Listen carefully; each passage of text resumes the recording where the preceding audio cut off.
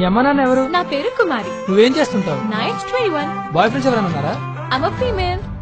నన్ను లవ్ చేయడానికి నేను మాత్రం సరిపోనా? నా బ్యాక్గ్రౌండ్ మొత్తం కావాలా? మీ అమ్మ నాన్న ఎవరు? నా పేరు కుమారి. నువ్వేం చేస్తుంటావు? నా ఏజ్ 21. బాయ్ ఫ్రెండ్స్ ఎవరైనా ఉన్నారా? I'm a female. నన్ను లవ్ చేయడానికి నేను మాత్రం సరిపోనా? నా బ్యాక్గ్రౌండ్ మొత్తం కావాలా?